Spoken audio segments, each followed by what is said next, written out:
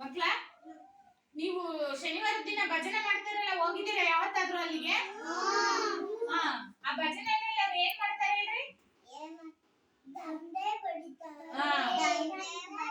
ಹಾಡ್ ಹೇಳ್ತಾರಲ್ವಾ, ಭಜನೆ ಮಾಡ್ತಾರೆ.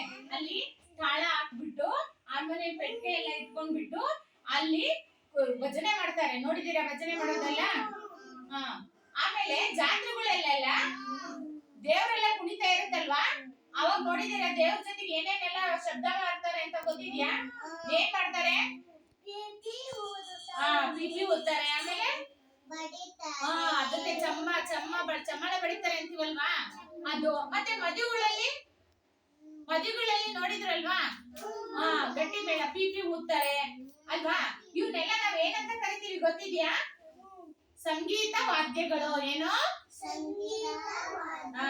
ಹಾಗಾದ್ರೆ ನಾವ್ ಇವತ್ತು ಸಂಗೀತ ವಾದ್ಯಗಳು ಯಾವ್ಯಾವ ಅನ್ನೋದನ್ನ ತಿಳ್ಕೊಳ್ಳೋಣ. ನೋಡಿ, ಚಿತ್ರ ತೋರಿಸ್ತೀನಿ, ಕೂತ್ಕೋ. ಇಲ್ಲಿ ಮೊದಲನೇ ನಾನು ಬೆರಳಿಟ್ಕೊಂಡಿರೋ ಚಿತ್ರ ಇದೆಯಲ್ಲ, ಇದು ಡ್ರಮ್. ಏನಂತೀವಿ? ಡ್ರಮ್ ಅಂತೀವಿ. ಒಂದು ಕೋಲನ್ನ ತಗೊಂಡು ಇದಕ್ ಬಡದ್ರೆ ಸೌಂಡ್ ಬರುತ್ತೆ, ಸಂಗೀತ ಬರುತ್ತೆ. ನೆಕ್ಸ್ಟ್ ಅದೇ ರೀತಿ ನೋಡ್ರಿ, ತಾಳ. ಭಜನೆಯಲ್ಲಿ ಉಪಯೋಗಿಸ್ತಾರಲ್ವಾ ತಾಳ, ನೋಡಿದೀರಾ ಇದನ್ನ? ಇದು ಡೋಲಕ್ ಬಡಿತಾರೆ, ಡೋಲ್ ಬಡಿತಾರಲ್ಲ ಅದು. ಇದು ಏನಿದು? ಕೊಳಲು. ಇದು ವೀಣೆ. ಇದನ್ನ ವೀಣೆ ನುಡಿಸ್ತಾರೆ. ಇದು ಪಿಪಿ ಅಂತಲ್ಲ, ಅದು ತುತ್ತೂರಿ ಅಂತ ಕರಿತೀವಿ. ಇದು ಹಾರ್ಮೋನಿಯಂ. ಭಜನೆಯಲ್ಲಿ ಇದನ್ನ ಉಪಯೋಗಿಸ್ತಾರೆ, ಹಾರ್ಮೋನಿಯಂ. ಇದು ಗೊತ್ತಿದ್ಯಾ? ಏನಿದು? ತಬಲ. ಇದು ದಮರುಗ. ಇದು ಡೊಳ್ಳು. ನೋಡಿ, ಇದು ಡೊಳ್ಳು ಜಾತ್ರೆನಲ್ಲೆಲ್ಲ, ಸಮಾರಂಭಗಳಲ್ಲಿ ಜಾತ್ರೆನಲ್ಲಿ ಉಪಯೋಗಿಸ್ತಾರೆ. ಇವೆಲ್ಲನೂ ಕೂಡ ಜಾತ್ರೆಗಳಲ್ಲಿ ಮಾಡ್ತಾರೆ.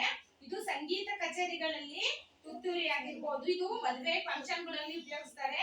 ವೀಣೆ ಇದೆಯಲ್ಲ, ಇದು ಸಂಗೀತ ಕಾರ್ಯಕ್ರಮಗಳಲ್ಲಿ ನುಡಿಸ್ತಾರೆ. ಡ್ರಮ್ಮು, ಡೋಲು, ಡೋಲಂಗು, ತಾಳ ಇವೆಲ್ಲಾನು ಕೂಡ ಕೆಲವೊಂದು ಜಾತ್ರೆಗಳಲ್ಲೆಲ್ಲ ಬಳಸ್ತಾರೆ. ಇವನ್ನೆಲ್ಲ ಏನಂತ ಕರಿತೀವಿ ನಾವು? ಸಂಗೀತ ವಾದ್ಯಗಳು. ಹಾಗಾದ್ರೆ ಈ ವಾರ ನಾವು ಸಂಗೀತ ವಾದ್ಯಗಳ ಬಗ್ಗೆ ತಿಳ್ಕೊಳ್ಳೋಣ. ನಿಮ್ಮನ್ನ ನಾಳೆ ಈ ಸಂಗೀತ ವಾದ್ಯಗಳನ್ನ ನುಡಿಸ್ತಕ್ಕಂಥವ್ರ ಹತ್ರನೇ ಕರ್ಕೊಂಡು ಹೋಗ್ತೀನಿ, ಓಕೆನಾ?